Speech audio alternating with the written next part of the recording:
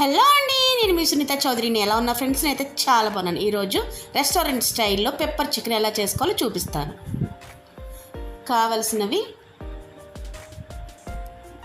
Chicken అండి, ఒక 1/2 kg తీసుకున్నాను. బోన్లెస్ తీసుకున్నాను నేను.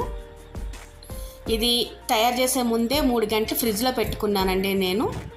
కరివేపాకు చిన్నగా కట్ చేసి, పచ్చిమిర్చి చిన్నగా కట్ చేసి వేసుకున్నాను.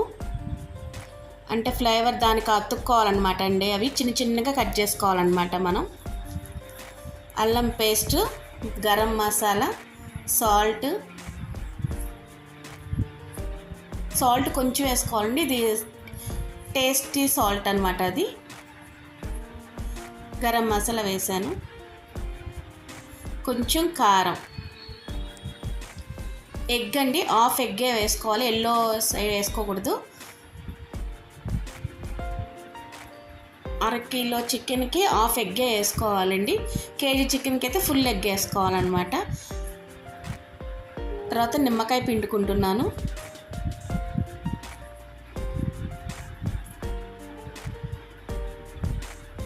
ఇప్పుడు వచ్చేసి కార్న్ఫ్లోర్ కోటింగ్కి మాత్రం ఎక్కువ వేసుకోకూడదని 2 స్పూన్సే వేసుకోవాలి.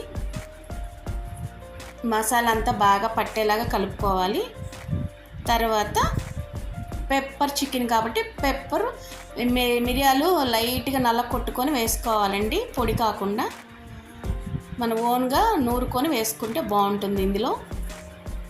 ఇప్పుడు ఆయిల్ పెట్టుకుంటున్నానండి.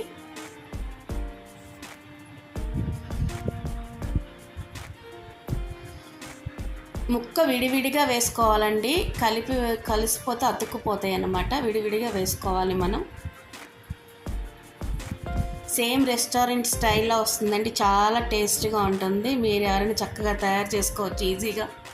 మనం ఇంట్లోనే చేసుకొని మన పిల్లలకి పెట్టుకోవచ్చు. ఇది ఒక 10 minutes తర్వాత తిప్పాలండి, ఎందుకంటే కరివేపాకు పచ్చిమిర్చి వేసాం కాబట్టి అది విడిపోకుండా, వేసిన వెంటనే కలపకుండా కొంచెం తర్వాత గోల్డెన్ లాగా వచ్చాక తీయాలండి. మన కలర్ వేసుకోకూడదు. ఈ గోల్డెన్ కలర్ వచ్చాక మనం తీసేసుకోవాలన్నమాట.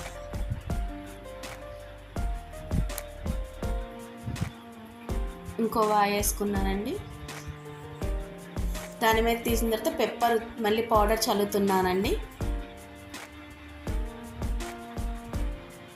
చూడండి, టేస్టీ పెప్పర్ చికెన్ మన రెస్టారెంట్ స్టైల్ అనమాట.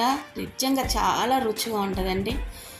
ట్రై చేయండి. నేను తింటూ చూపిస్తాను.